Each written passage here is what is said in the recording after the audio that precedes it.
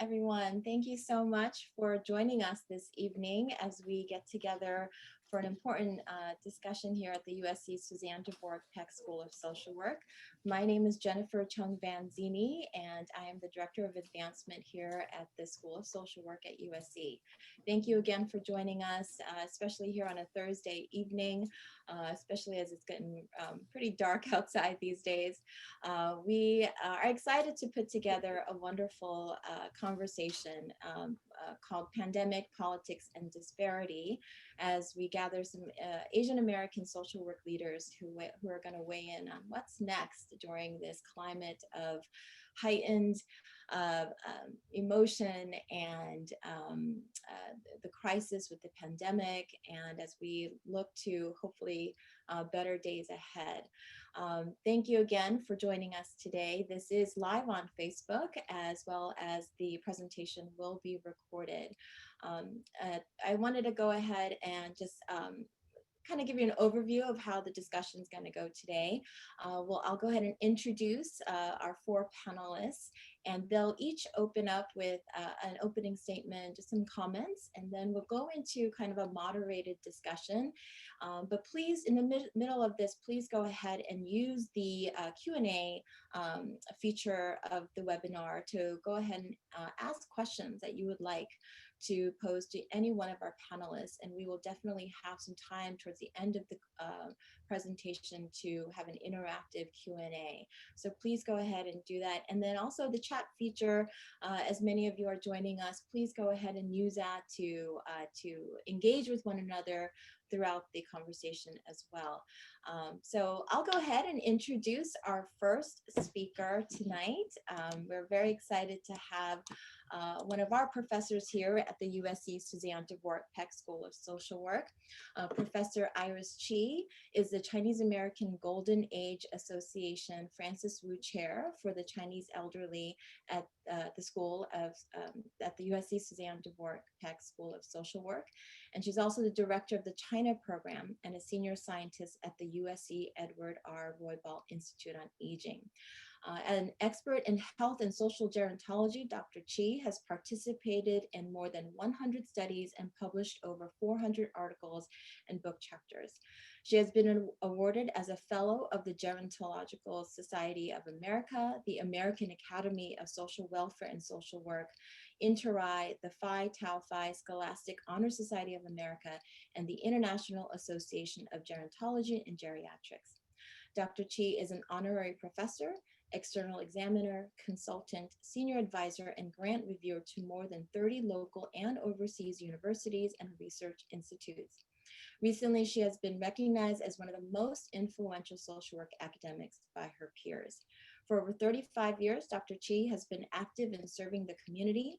In 2004, she was awarded the Bronze I'm not going to be able to pronounce this, Bauhinia Star from the government of Hong Kong Special Administrative Region for her contributions to formulating the region's aging policy. Locally, Dr. Chi has served on the Chinese American Golden Age Association Board for 15 years, and she is currently president of the board. Established as a nonprofit organization in 1980, the association owns and governs a Golden Age Village, an affordable housing complex for low-income seniors in Monterey Park. The Golden Age Village has 120 units and houses over 150 older adults who are primarily limited English speaking and monolingual in Chinese. The average age of the residents is 80. Her leadership has guided the Golden Age Village to be recognized as one of the best affordable housing in the area, providing excellent management, enrichment activities, and social services to support residents' ability to age in the community. So please join me in welcoming Dr. Iris Chi.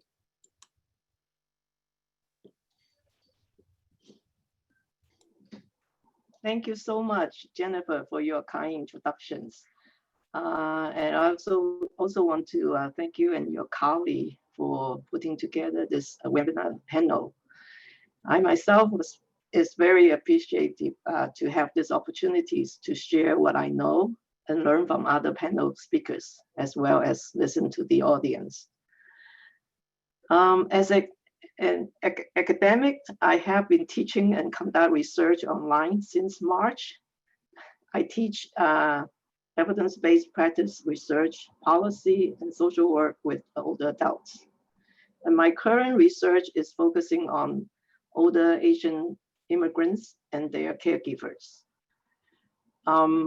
Since Jennifer has already talked about Golden Age Village, my role, what my role is, and so I'm not going to repeat that part. So I'm looking forward to the panel discussions.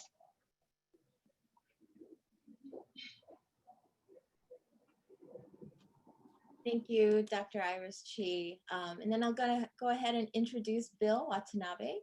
Bill Watanabe was the founding executive director of the Little Tokyo Service Center in downtown Los Angeles. For 32 years, he guided its growth in conjunction with the board of directors from a one-person staff to a multifaceted social services and community development program with 150 paid staff, many of whom are bilingual in any of 8 Asian Pacific languages and Spanish. Bill retired from the center in June of 2012. While at Little Tokyo Service Center, Bill helped to establish several key service organizations such as the Asian Pacific Community Fund, the National Coalition for Asian Pacific American Community Development, the Asian Pacific Counseling and Treatment Center, the Coalition to Abolish Slavery and Trafficking, and the Little Tokyo Community Council. Bill is also the founder of the National Asian Pacific Islander Americans for Historic Preservation and also the Little Tokyo Historical Society. Bill has an MSW from UCLA, is married and has 1 daughter and lives near downtown Los Angeles. While formerly retired, Bill is currently the president of a new project called the Little Tokyo Community Impact Fund, a community-based real estate investment fund aimed to help heritage small businesses in Little Tokyo. Join me in welcoming Bill Watanabe. Thank you, Jennifer. It's my pleasure to be a part of this panel. I graduated in 1972 from UCLA, and I was able to get into the program because UCLA at that time had a very strong affirmative action program where they actually had a quota of how many students of which ethnic background they would have. I'm sure otherwise I never would have gotten into graduate school, but I do feel that that affirmative action program allowed me to be trained and to work in the Asian American community. And so I'm disappointed that it didn't pass this year in our state propositions, but I do believe we need to keep working for that. As Jennifer mentioned, I've retired, sort of been out to pasture for the last 8 years. And currently I'm working in historic preservation, mostly in Little Tokyo. And I am now also active with a new project, starting a community-controlled real estate investment fund. And I think throughout my career, I was sort of like a community organizer gone crazy, starting a bunch of projects and organizations. So this is my latest venture, and we'll see how it turns out. I'm glad to be a part of this panel. I respect and appreciate so much all of the work that social workers do. I think social workers are the best people in the world, and that their goal is to change the world to make this a better place. And who can be involved in more important work than that? Thank you so much, Bill. Definitely, I have to agree with you in terms of just the amazing work that you all do. I'm going to go ahead and introduce to you Mariko Yamada. Mariko Yamada is a professional social worker and USC alumna, former California State Assemblymember from 2008 to 2014, representing 6 Northern California counties and former Yolo County supervisor. Her public service career spans both U.S. coast over 40 years, beginning as political staff in Los Angeles County, a decade in federal service for U.S. Department of Commerce agencies in Washington, D.C., and as an investigator for the San Diego County Department of Social Services. Mariko's policy priorities have included aging and long-term care, agriculture and natural resources, environmental justice, labor and employment, veterans affairs, and civil rights protections for all marginalized communities. A lifelong Democrat, Mariko's worldview was forged through a prism of poverty, growing up in an inner city neighborhood in Denver, Colorado, following her family's release from a World War II Japanese American prison camp. She has been chair of the Yolo County Democratic Party and has managed several grassroots progressive campaigns for candidates and causes over her 25 years in Northern California. It's an honor to introduce you to Mariko Yamada. Thank you very much, Jennifer. And I too am very honored to be a part of this very wise and experienced panel. In particular, it's very nice to meet Dr. Chi for the first time here tonight. I chaired the Assembly Committee on Aging and Long-Term Care for 5 of the 6 years that I served in the Assembly, and I was a member of the committee also for all 6 years of my term limit. So I see many mutualities amongst and across the panelists tonight. And I look forward to listening and learning from each of the panelists, as well as hearing the concerns of those who have decided to spend part of their Thursday evening a week before Thanksgiving with us tonight. So thank you, Jennifer, and also to all the staff that have been working so diligently on putting this presentation together tonight. Thanks. Thank you so much. And last but not least, introduce to you Janlee Wong. He is a former executive director of the California Chapter National Association of Social Workers, otherwise known as NASW. Mr. Wong received his MSW from San Francisco State University and has worked in the field of social work for over 40 years with community-based organizations, county and federal government, and private consulting firms. Mr. Wong served on the board of directors for the Council on Social Work Education, the NASW Presidential Initiative on Diversity, and the board of directors for the California Social Work Education Center. And I also would like to add, he's also part of the the California Social Work Hall of Distinction Committee, and I've had the privilege of working with him through the CSWA. So please join me in introducing Janlee Wong.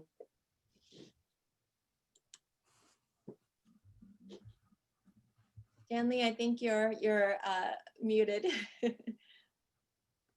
Thank you. I'm very honored and pleased to be here. I want to thank the USC staff, Jennifer, Amanda, and others that have put this together. It's a lot of hard work, and it seems like it's just technology put it together on Zoom, but it's more than that.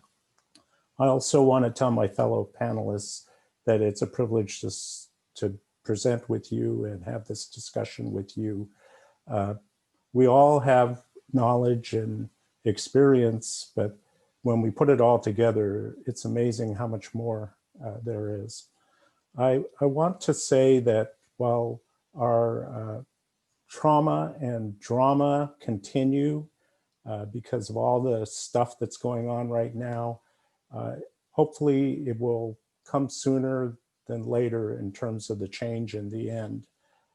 And I want to point out that as part of the change, NASW supported political field organizers, social workers in most of the key swing states. And if you know the margin of victory in some of those states, extremely close.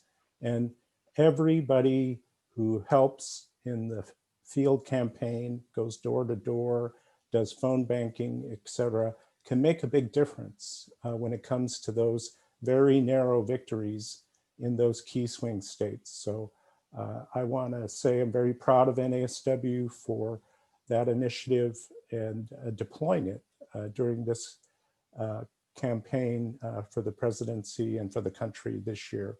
And then finally, I want to say the work ahead is daunting. I want to say that we have the 3 R's that we need to do for the work ahead. We need to do restoration, rehabilitation, and reconstruction. Basically, a lot of damage has been done in the past 4 years that's just unbelievable.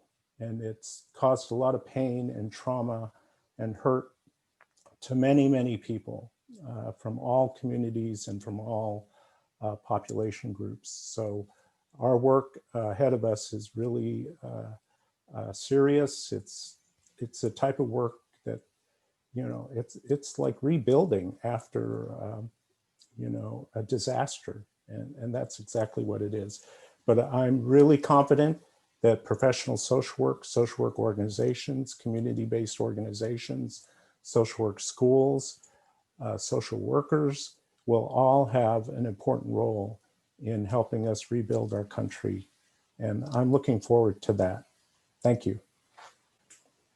Thank you so much to all of you for joining us tonight. We are definitely honored to have so many of you, as you can see from the bios, and the work that you've done spanning so many years. And you know, we wanted to start off our conversation, and hopefully, again, please do use the Q&A feature to enter your questions, as we will have some time to go over them towards the end.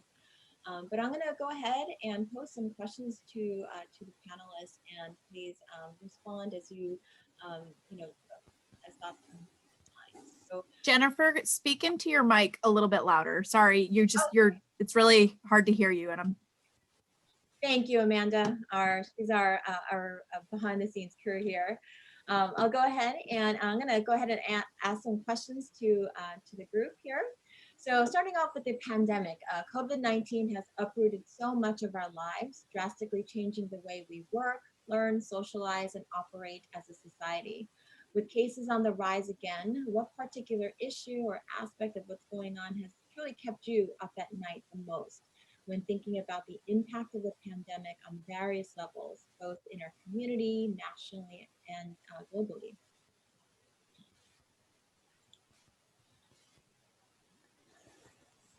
Well, I'll be happy to start off. What keeps me up at night is COVID fatigue and impatience. We have really suffered since March, or perhaps February of this year. It's been a long haul for all of us. And as you said, things have been quite disrupted. But we have to be disciplined and we have to be patient. We're seeing some tremendous breakthroughs with the vaccines. We're going to have several really good vaccines early next year. They'll be deployed next year. Hopefully, our new leadership, national leadership, will promote confidence in these vaccines so that people will get vaccinated. And once that happens, you know, we will see the beginning of the end of the pandemic. It may take another year, but we will have hope and we will have very constructive ideas of what we need to do next. But I fear that people will just continue to disregard what they need to do to slow down the surge in the new infections, slow down the increases in the deaths. These are very serious things. So I know that we have a lot of work to do to try to help people, you know, just wait a few more months. And if we can hang in there, stay the course in terms of safety protocols and doing the right things, we'll get past this and we'll save many, many lives. Yeah, I would go along with what Janlee shared. I think the thing that keeps me up most at night regarding COVID is that too many people will not follow the rules to how we can lick this thing, which means masks, washing your hands, safe distancing, before there is a vaccine. And even with a vaccine, too many people don't respect the science and won't take the vaccine. And so it's kind of a scary thought that it's become so politicized. Wearing a mask is, I don't know, it's like if you wear a mask, you must be a liberal or a progressive or something. So too many people will not follow the rules to bring this thing under control. And that's a pretty scary thought, because it's getting worse by the day, and every day seems to be getting worse and worse. And I think something like with the Spanish flu, something like 500,000 Americans died 100 years ago. And it looks like, from the way we're going, we may even surpass that. So that's pretty scary, and who knows where it's going to end. So.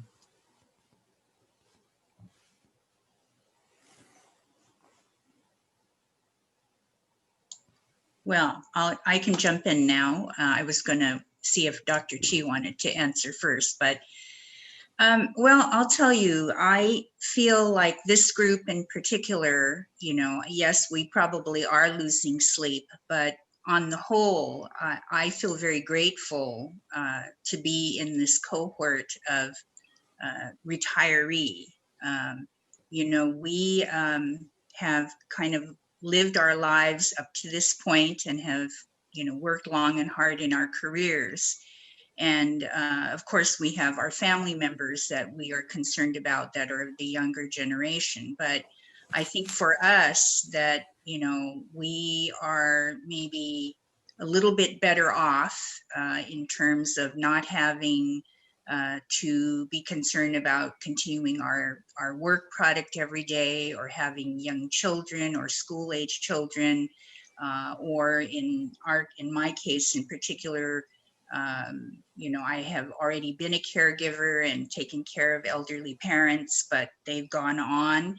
So I do not have that worry right now either. So I feel kind of actually a little maybe guilty sometimes that, I am reading or listening to friends or other family members' discussions about so many challenges that they are facing. But for me personally, I feel, very grateful. And so therefore, though retired, still more responsible for being part of the solutions that we're all going to have to work together so that we can get our country and our communities back on track. I will say that a concern of mine, two concerns. One is the effect of the coronavirus on all of our small family businesses, particularly in the API community. There are so many, generations of Asian Pacific Islanders that have survived in this country because they've had small family businesses. And yet the extended nature of the pandemic and also the lack of ability for our policymakers to come together to provide real relief. We had one round, but it was totally insufficient. And we're going to see many legacy businesses and community enterprises, I think, suffer and close forever. I know it's happening in San Francisco, Japantown, it's happening in Chinatowns, it's happening in many other communities, ethnic communities, and I'm concerned about that. The other part of that, of my concern, is the mental health of our children. Our children are growing up already in a fast-paced world that we could hardly imagine ourselves as children growing up. But now they're being confronted with lack of, access to education that they were used to, or their whole way of life has been completely sort of pulled out from under, just as it has been pulled out from adults. But their ability to cope and seeing how their parents are handling the pandemic and the concomitant economic downturn, I think those two aspects of the pandemic are worrisome. Okay, I'm the last one to talk about this. I'm going to talk about the older Asian immigrants, as well as my Asian students. So first, what I worry about older Asian immigrants. The first thing is their access to healthcare and support services. Right now, as you know, they all have chronic conditions. Some have more than one, and they all need to, attend clinics to maintain their health. Right now, hospitals and some of the clinics, they don't allow their caregivers to go inside with them. And the population I'm working with, the immigrants, they have language barriers. They themselves also afraid to go to hospital or clinic because of the pandemic. But on the other hand, it's very crucial that they can continue to receive proper care, healthcare, or support services in order to, not to have even more serious health issues. The second thing I'm worried about them is their mental health. They are very isolated and they're very lonely, as we can all understand the reason, right? And this condition, if it's not going to alleviate, eventually, they will have depressions and, some might even have suicide thoughts. The last thing I'm worried about them is the hate crimes they are experiencing in the recent months.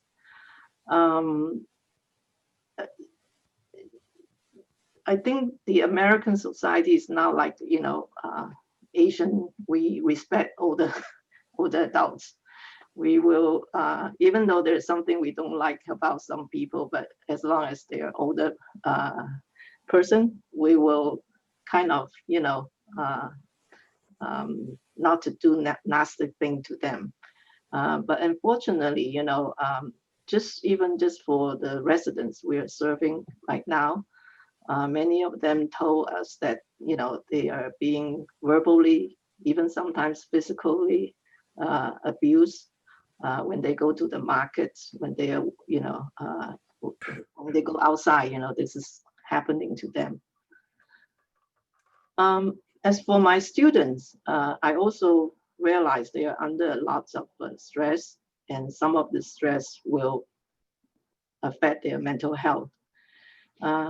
For instance, I can give you a sample, at the beginning of the pandemic, like end of February, March, many of the Asian students, they will wear masks to the classrooms and they're being laughed at. And also, I myself was very surprised, the instructors actually came to talk to me and say, can you find out if they were sick? If they were sick, they should stay home. Don't come to my class. If they are not sick, please don't wear masks. So I think, by now we all know, American in general has very wrong idea about wearing masks. They only think that wearing masks because you're sick, okay? They don't understand, wearing masks is also for protections. And many of our Asian students, they live in the multi-generation, with the multi-generation families. So they are also very anxious about their family members, especially the older family members' health, as well as their own health. If they go outside, they do most of the caretaking jobs for the families. But every time they go home, they're not sure, they are being free of the infections and things like that. And I also know they are very anxious about their job opportunities. As Mariko has just mentioned, the economic situation is not good. We all know that a lot of things have been stopped, and also the future job opportunity is very slim.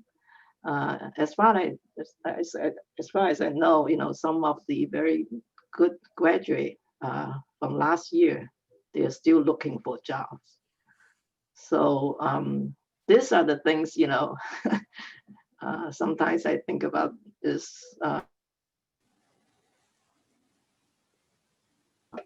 Even though they are not directly affected by the virus, but you know their life are also being changed quite a lot.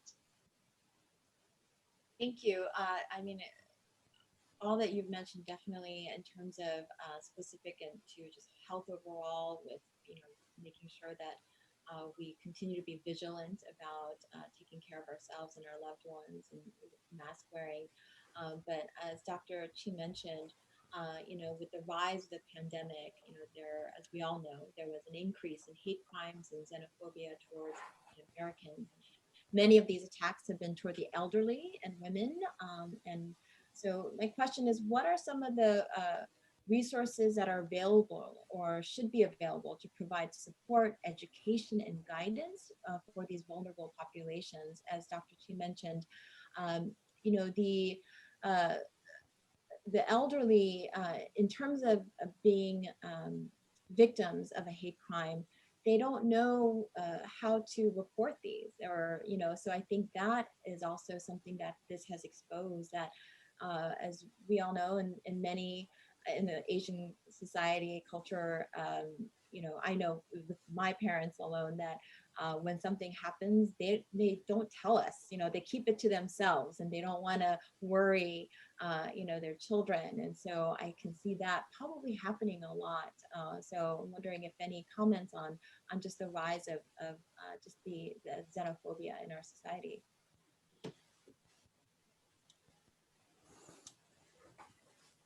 Well, I have several things to say about this. First of all, the history of Asian American Pacific Islander communities in California has been one of exposure to a lot of racism and physical attacks, deaths. It's not something that's new. Unfortunately, it's been around for over 100 years. And the challenge is going to be to balance this idea of traditionally, as you mentioned, Jennifer, being quiet, keeping a low profile, not sticking your neck out, not reporting things, being distrustful of the authorities. That has to be balanced with today's society in 2020, which is not the same society that it was in California in 1850. We have a different society now. Nevertheless, we still have some of those same kind of things going on. So reporting, you mentioned reporting, it's really important, because if you don't report it, nobody will know about it, and then if nobody knows about it, we don't know how big of a problem it is. So reporting can come in many different ways. I mean, obviously, if it's a physical, violent crime, it's got to be reported to the police. And if it's not reported to the police, but you seek medical attention, then most of the time, medical providers will report it, as some form of elder abuse or adult abuse. So that reporting is really important. Getting stories in the media are really important. And with the API communities, it's not necessarily the mainstream media, which would be helpful if these stories could get into the mainstream media, but we have API media and we have API social media. So there's a way to get the stories into the media that's perhaps feels a little safer than if you somehow called up ABC or NBC or something like that. Contacting your elected officials, particularly those that can have the resources to set up community education forums, to put out community bulletins or press releases. I'm thinking of the elected officials that represent many of our API communities, such as Monterey Park or Orange County, or parts of the Valley. There are these elected officials who can help. Getting them to help means contacting them, telling them your story. The more people that do it, the more likely they will get into action and try to do something. And their modality can also be what fits the current pandemic culture and climate, which is virtual.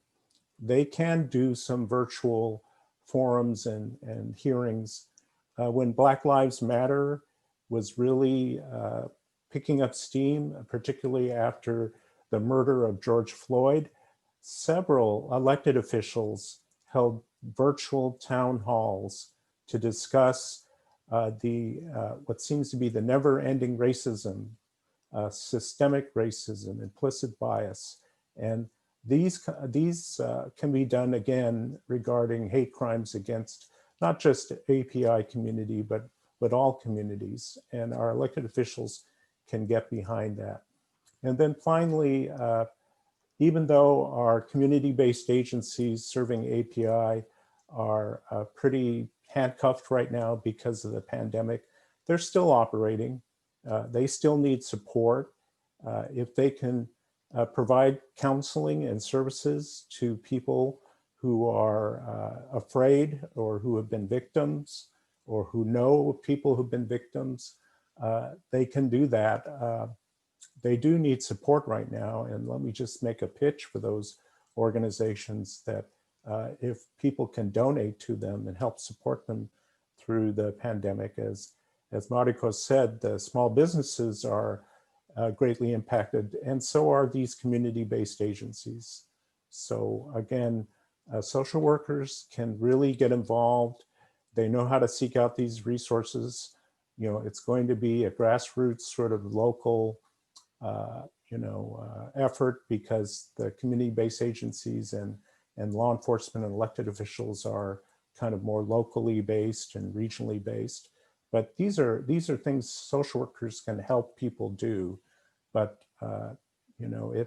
it means kind of, like I said, stepping away from that traditional historic culture of not saying anything, of keeping a low profile, of suffering in silence. I would like to highlight the work of a couple of groups that I think have really stepped up to try to face the challenge of the threat that racism is doing, looking for a scapegoat for the pandemic. In LA, we have the Asian Pacific Policy and Planning Council, and their executive director, Manju Kulkarni, really stepped up to gather information, gather data, and advocate, being in the media and letting people know that these things are happening. And I think we're all familiar with Advancing Justice and the work that they're doing. And I noticed in the chat that someone has just posted the Asian Pacific Policy and Planning Council site. But they have stepped up, and I think we need to be vigilant that this may get worse. As the pandemic gets worse, it may not go away at all. I'll just jump in here quickly to follow up on what's already been said. I think some of us may be noticing lately that particularly local governments, city councils, boards of supervisors up and down the state of California are beginning to grapple with resolutions declaring racism as a public health issue. And I think that part of that policy push at that level, it's important to ensure that, Asian Pacific Islander issues are in that mix. It's not just AAPI racism and hate crimes, it's across the board. There's almost no group that has been left unscathed, especially with the kind of rhetoric and hate speech that has been emanating from the highest office of the land. And in the next 60 days, as excruciatingly long as those are going to be until we see a change in administration, truly, we will continue to see the kind of divisive speech that really has fueled this tremendous increase in hate crimes and hate incidents across the country against so many groups. But to the specific question about, the attacks on the Asian elderly as well as the women, women in general being viewed as more vulnerable. Social workers definitely have that bridge building skill and capacity to ensure that the knowledge that these incidents are occurring, we have an obligation to help and facilitate the reporting. I saw something flash in the chat about, that grassroots data collection tool on Stop AAPI Hate. That came from the community. It didn't come, from the top down. It came from the community up. And I think we have that obligation as social workers, knowing that these problems are not going to go away ever. In fact, I can remember being an undergraduate at the University of Colorado Boulder in 1968, for those of you who are watching that weren't born yet. There was actually a flu going around at that time called they ascribed Asian flu in the late 60s. And I came back to my dorm room as a freshman, and there was a sign, somebody had scrawled and pasted on my dorm room door saying, you're responsible for the Asian flu. So, what Janlee mentioned about, historical aspects of all of the source of hatred towards whatever group it might be, it's not new, but our responses have to be fine-tuned and tailored to the times. And, I think knowing that there are so many great social workers out there, I have confidence that we're going to beat it.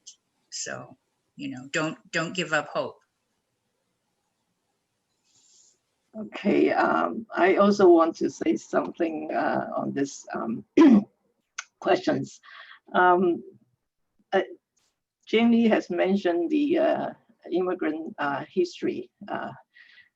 Unfortunately, the current older Asian immigrants, a lot of them, they don't know the history. They are still being, they themselves think, they are like a second-class citizen in the United States. Even they came here legally. They just, don't really understand their rights, and they don't want to create a scene. They don't want to argue, especially, if the English is not the first language, then it's very difficult to argue with someone. So I just, because, I'm talking about a very special group, not just in general Asian. Oops. I'm so sorry, I should turn it off.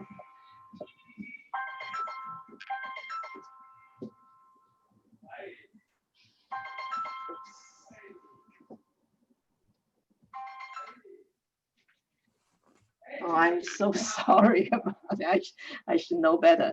But anyway, there's not much resources around, in terms of professional. I think except social workers are taking up some of this support.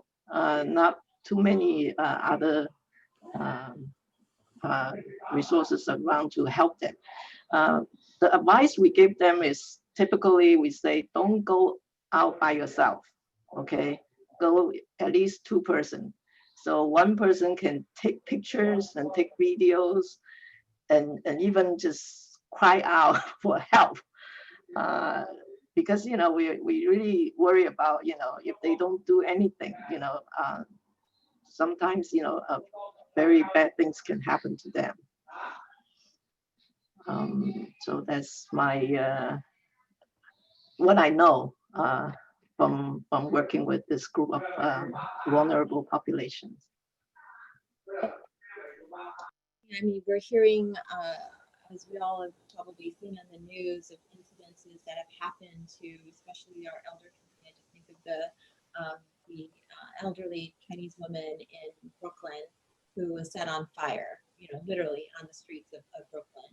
And she, got, was able to put out the fire and kind of, walk home. And she did not say anything until, the next day or two. So it is heartbreaking to see a vulnerable group, not only just age-wise, but because of the language barrier and not having the right tools. And so we hope that social work community can really be able to step in and provide that assistance. As we talk about the politics, as Janlee said earlier, post-election, there's still a lot of drama and trauma. And, we're still very much in the middle of this historical election with record number voter turnout revealing a very divided America. And as influential leaders who have stood during times of great turmoil and transition yourself, petitioning for change and social justice, what are some guiding principles that you can provide for those who are in leadership positions today?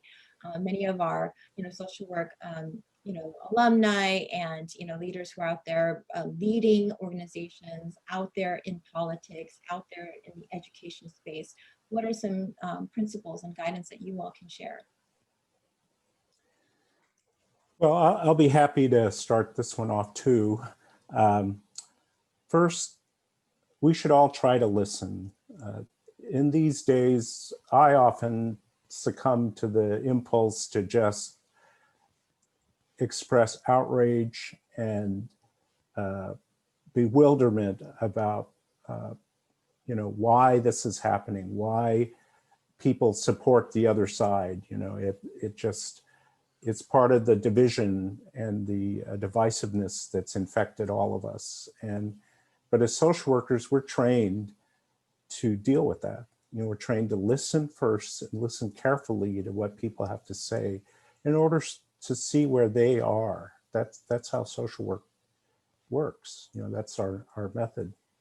I'd say historically, again, we've seen some tremendously polarized periods, which were probably, frankly, way worse than what we are here today. I mean, if you can imagine Ruby Bridges walking to integrate an elementary school in the South, or the Little Rock Nine, or the marchers in Selma at the Edmund Pettus Bridge, or the protesters in Birmingham, Alabama, and being beaten up, attacked, assaulted by law enforcement, by police forces, and then running down the gauntlet of tremendously racist and upset white people yelling at them, screaming obscenities. I mean, it's just pretty unbelievable, the history of our country.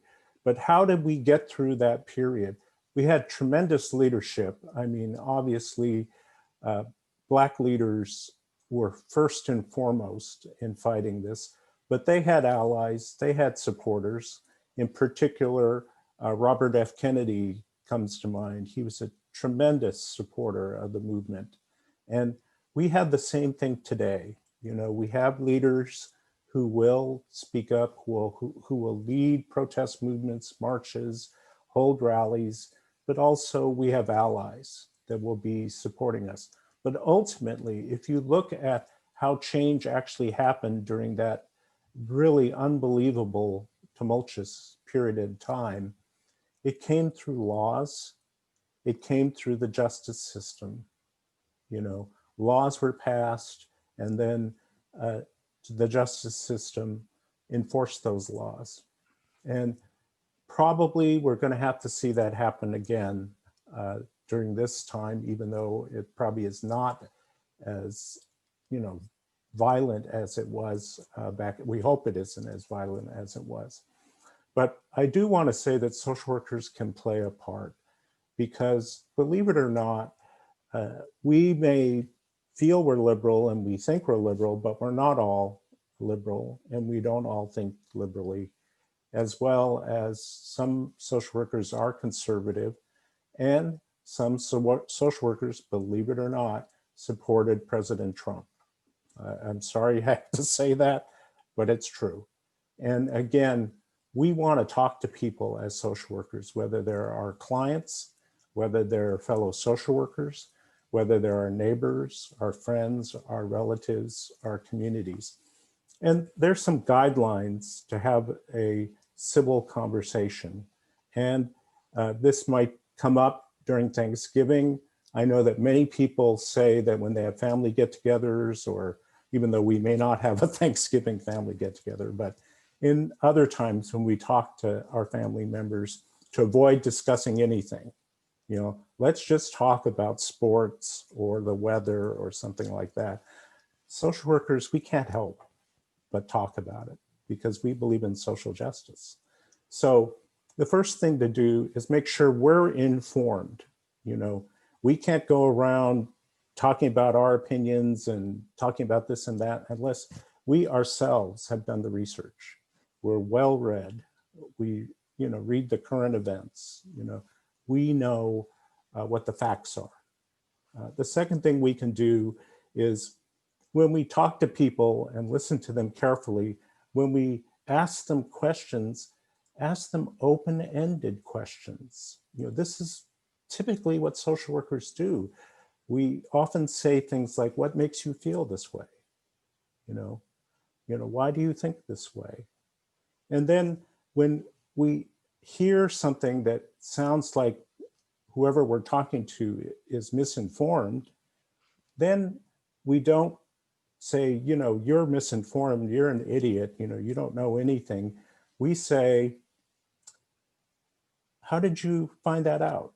You know, what was the source of your information? Who told you that?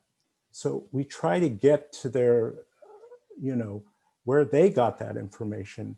And if they said I got it on Fox News, or if I got it from some sort of right-wing website or something like that, then that's the beginning of a conversation about sources of information. And then finally, it's pretty hard to do, especially if we're having a discussion with people we know, relatives or whatever. Try to stay calm, try to stay cool, and try to stay collected. Right. Any other? Well, I guess I would agree with most of what Janlee said. Of course, this is after 40 years, you know, for full disclosure, for those who don't know, that Janlee and I have been actually a couple for next year will be 40 years. It's kind of a miracle.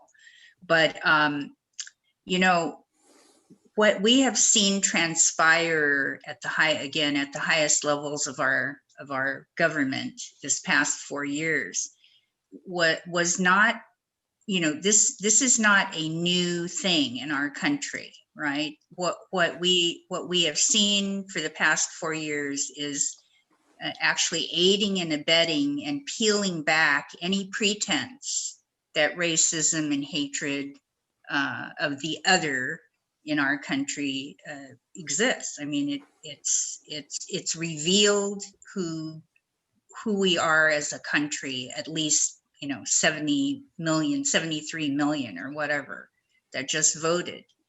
And yes, I know we fortunately had like closer to 80 million to vote for the other side, to vote for the blue side.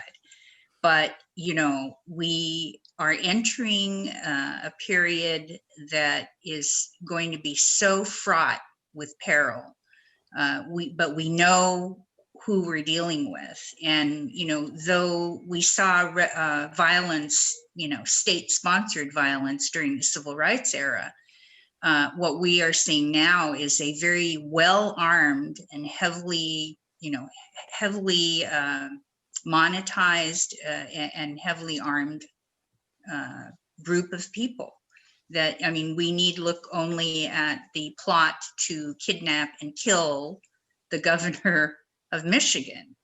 And, you know, the details of that are still, you know, coming out. And it just, you know, I didn't think my eyes could get any bigger, but, you know, every day we see more and more evidence that there, you know, is this organized element in our society that it's very real to them. And, you know, you're right about, I will agree that we should try to listen, but, you know, how did they form these opinions, and what's it going to take for us to try to reason or negotiate or try to change their minds? I mean, I don't know if we'll be able to do that, but I think, you know, it is a very scary situation that we find ourselves. And, you know, I don't think we should kid ourselves about the real danger, you know, not even the Asian part of us, the Asian American part. It's just the people who are willing to arm themselves and kill us because of what we believe. You know, we somehow, I never sense that the side of the liberals or the side of social workers think the same way. You know, I don't know, I could be wrong. Maybe there are social, you know, bands of social workers with AK-47s. I don't know, you know, I hope not. But it is a very real fear for people. And, you know, I think, you know, I know the question was, what kinds of tools or what kinds of principles can we share with those watching tonight about how to go forward? You know, well, certainly listening and trying to understand the other side is important, but is it even possible to change these mindsets? You know, I don't know. I'm just astounded that we have been able to, you know, this past 4 years has peeled back this layer, and it's gotten worse. You know, they don't wear hoods and, you know, they don't have to wear sheets anymore. They're out in the open and they're carrying live ammunition ready to kill us. It's a very frightening situation. Yeah, I do believe that Donald Trump is such a unique character and has totally upended so many of the foundations of what our society and democracy is based on. When he got elected, I went to the doctor about a month after his election, and he told me that I was suffering a lot of pain, and he told me that I have shingles. And it was the first time I'd ever gotten shingles in my life. And he asked me, are you undergoing any kind of unusual stress in your life? And I came to the conclusion, I can't prove this, but I believe the election of Donald Trump was so distressing to me that it caused shingles to flare up. And so for the last 4 years, I have tried not to watch the news because my reaction to it is so visceral and so upsetting and distressing that it's affected my own mental health. And so my wife tells me what news I should watch, and I kind of go off what she says. But I'm sure that has an effect in the entire community who values honesty and truth and justice and mercy and those kinds of things. It's so distressing. My wife and I were talking about taking a trip through the South, like in Texas and Alabama and going through there. But after Donald Trump was elected, she said, you know, I am too afraid to travel through those areas because of this, like what Mariko was saying, emboldened attitude towards, hey, I can be racist now, and this president is going to back me up. And so I'm sure there is a tremendous amount of that kind of distress out there for people who value civil society. And, you know, it's become politically incorrect to be politically correct. And so you can say what you want, do what you want, because, you know, they'll say, you're just trying to be politically correct. So it's distressing, the enablers of this person. In some ways, I think Donald Trump is the most incompetent leader we've ever had, and yet he's a genius at pushing the buttons that make people like him, love him, support him. He's an absolute genius at being able to do that. And so I do think they're still there, even though Trump may be pushed out of office. His enablers, his supporters, all of the things that they rally around will be there. I think, like Janlee said, we can't castigate these people, but in my mind, I keep thinking, how can they be so stupid? How can they be so foolish? And I know I shouldn't think that way. I'm trying to understand what is their mindset. Why did they, even some of my good friends are Trump supporters. And I'm like, I just can't get it. So one of my friends was into this tribal theory and he goes, Bill, you're of one tribe and Trump supporters are another tribe. They grow up, their whole mindset is in that tribe, you're this tribe. And so there's a big difference between your tribe and that tribe. And I thought, well, yeah, that kind of makes sense. So I think as we move ahead with President Biden, common ground, I think, is one of the important things we have to try to find. There may not be a lot of common ground, but I think if we can find the common ground, can we build on it? And the other thing I would say is people respond to a leader with a vision. And I've started a number of projects, and if people can capture a sense of the vision of where you want to go and the steps it takes to get there, well, people will they'll either buy into it or they won't. But I think if you can make a convincing argument, unity is better than disunity. If we work together, we can get to this goal. This is the vision we have. I think that can help to maybe pull people more together and move together and maybe break down some of the tribalism.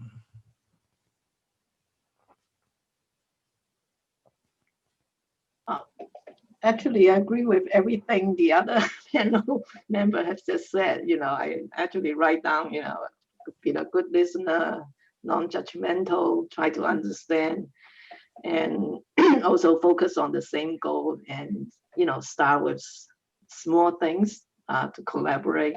Because right now, this is very challenged. So we should not be thinking, everything can change just because, we change the precedent. So I'm going to just stop here.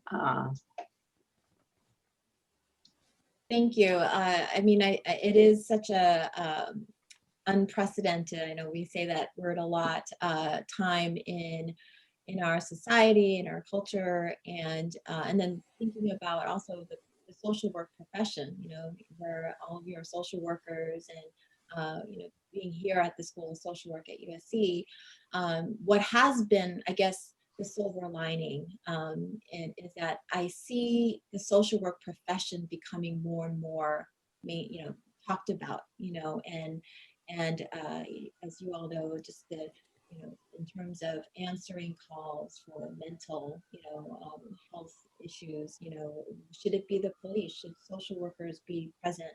And then, just thinking about that and how can the social work industry, profession, education really step in and make that change possible. And I appreciate all of the thoughts that you all have shared. And we do want to open up this time to some of the questions that have come in from the audience.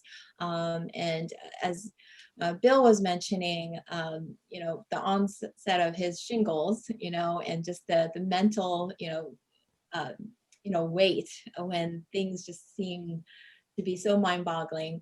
One of the questions is, what are some of the biggest mental health issues that Asian Americans are facing, and how can a social worker therapist help? Maybe both on a micro and macro level. Any thoughts on that question?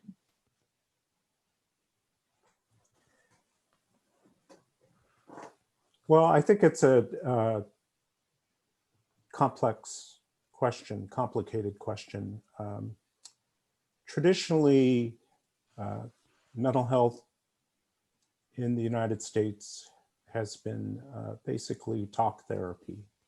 And it's been on a medical model, although that's changed somewhat over the past few decades, but still it's a medical model. And so I think it's challenging for API communities to kind of grasp that, you know, particularly immigrants, particularly coming from cultures and communities that don't really accept that kind of model. You know, they see things kind of more simply. Are you sick or are you not sick? You know, are you ill or are you not ill? If you're ill, you see a doctor. If you're not feeling good, you see a doctor and maybe you'll get some medicine. Maybe it'll be traditional Chinese medicine or Asian medicine.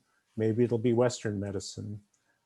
They're not so, you know, into that idea that, oh, I need to go talk to a social worker, a therapist, a counselor, and just kind of unburden myself to that person.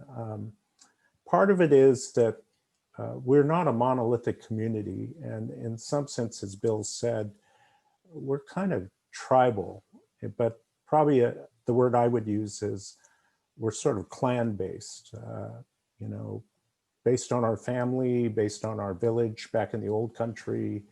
You know, we're sort of familiar with our group, small group of the larger whole. So if we're to go talk to somebody who isn't from our clan, from our tribe, from our group, that's pretty challenging. It's like talking to a stranger who doesn't know me and doesn't understand me. So once again, social work needs to listen to the communities they work with, try to understand and assess the community's needs, and typically work with community-based organizations. So today, fortunately, unlike when I went to social work school, there are a lot of API community-based organizations that do counseling and provide services, mental health services, a lot more. And they will be the ones who could be a very natural way to deliver that kind of help to the community. But they also need to have that component, which many of them do, which is the social justice component, because that fits in with, I think, what the API psyche is, which is that we have a right to be here, we have you know, our own civil rights that should be equal to everybody else's civil rights, and if we're discriminated against, then we need to press for our civil rights. That's really the social justice part, but it fits quite well with the counseling and the mental health part. And if we could kind of weave those two together, then I think we can really help address some of the issues in the community.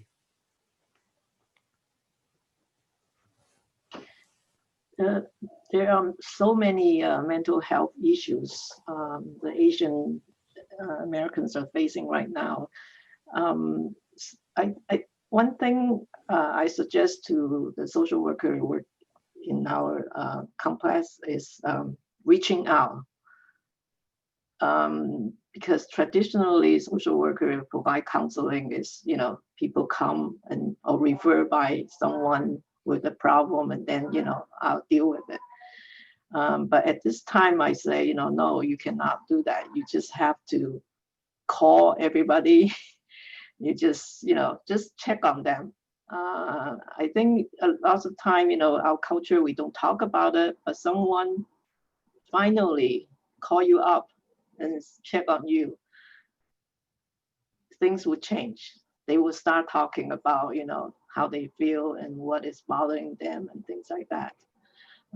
So I'm so glad, you know, our social workers is doing that. And they also use technologies. Unfortunately, I'm not too familiar with the reimbursement system, but in medical, in healthcare, used to be you have to go to the clinic, then the doctor get reimbursed, right? But because the pandemic, now they can do telehealth, they also can charge the insurance. But how about counseling? I don't know. Why is it we don't emphasize on the mental health side? We should continue to allow our social workers to do counseling, through virtually, because that helps. And we have research, USC have telehealth counseling for some years. It works. Of course, people are not very familiar with this type of work. Some clients may need help to set up the computer or the system in order to use the service. But I think those can be overcome. And I think we should also think of a more innovative way to help our clients. And at the same time, to fight to get the reimbursement of our work so that the agency and the social worker can continue to have a job. Great points. I'm going to go ahead and ask another question from the audience. How can we support API youth and their families who've been victims of harassment and violence? So, we talked a lot about, the elderly community, but, I was just recalling the story of even just as a result of the pandemic, a lot of elderly family members having been lost. I'm thinking of the brother and sister here in Los Angeles who lost their mother, their father, and their grandmother due to the pandemic. What are some resources and how can we, meet the needs of some of the youth in the API community?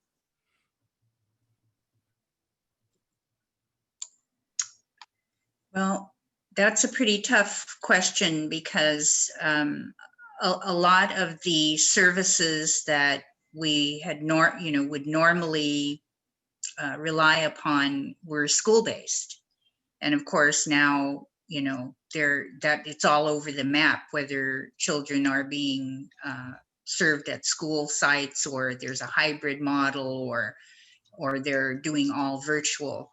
And we also know that there's always been a lack of counselors or certainly an absence of school nurses as well as school social workers. So I don't actually have a good answer to how we can serve the children these days. I think that was something I mentioned at the top of the hour here when we were talking about what kept us up at night.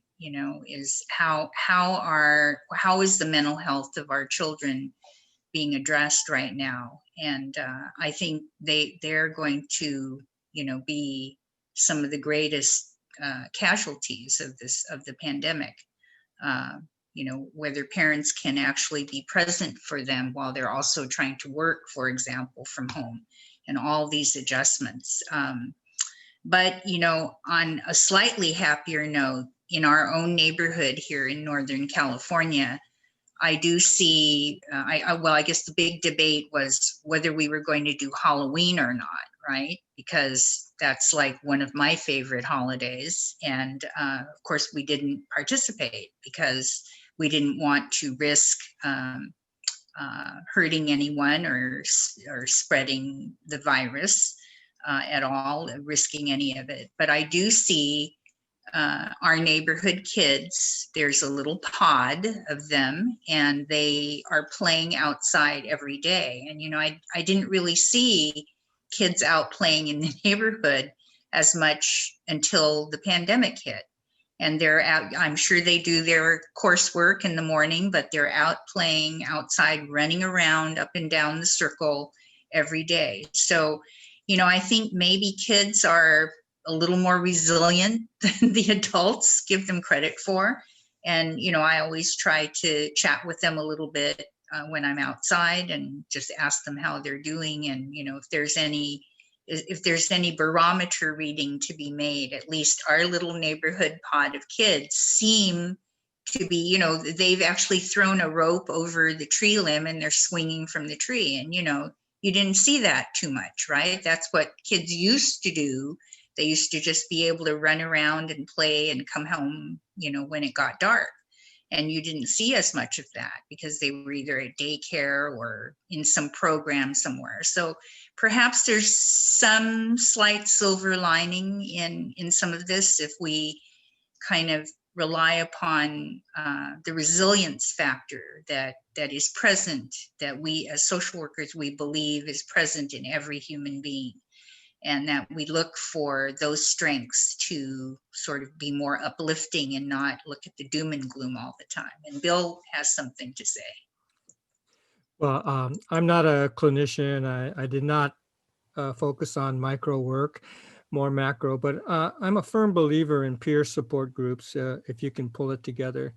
And so I think if young people, and not necessarily only young people who've been victims, but young people together, if you can bring them together to talk about it and to help each other, I think would be a big support for those who have experienced some kind of racism or violence. When I was working, I started a support group for Japanese American widows. There was a whole cohort of Japanese American women who lost their spouses.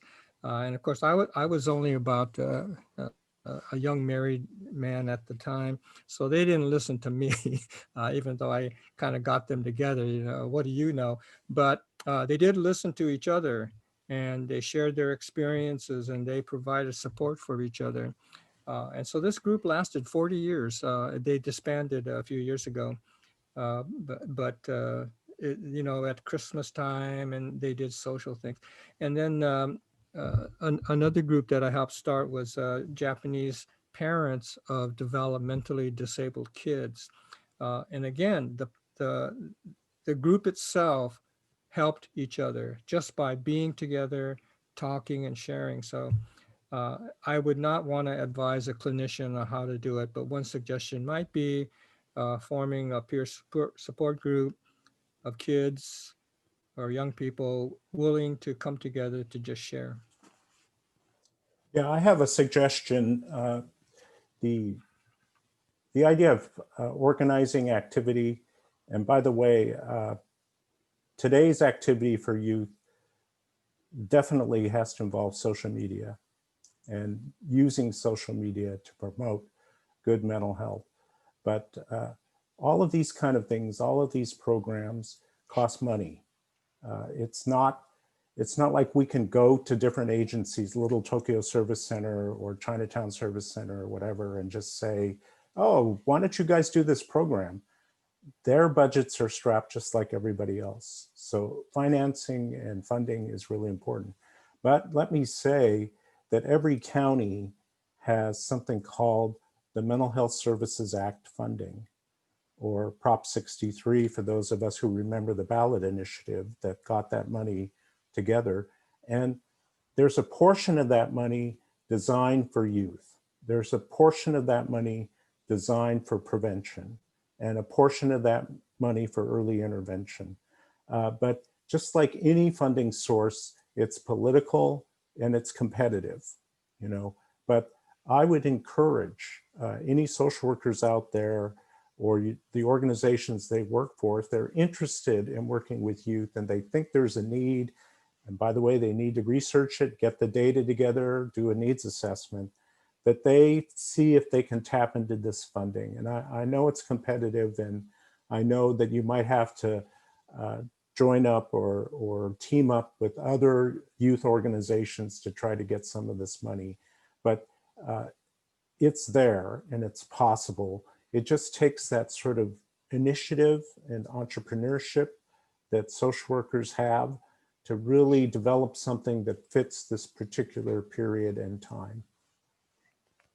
I just want to say this is a very important questions because statistically the API youth in the United States have the highest suicide rates. We all know that.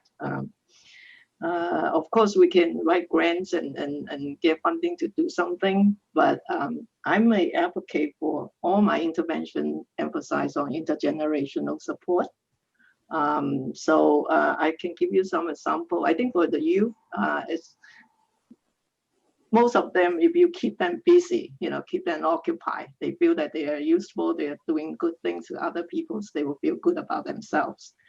So ever since the shutdown, the grandchildren, they can no longer come to visit the seniors. So during the Mid-Autumn festivals, Asian family, we all want our kids to learn something, right? Music, piano, violins, dancing. So we asked them to each do a short video of the performance. So they put on their costumes, they, makeup, everything. And then our social worker do the editing. And turn out is a 90 minutes video. And they say things in Chinese to their grandparents,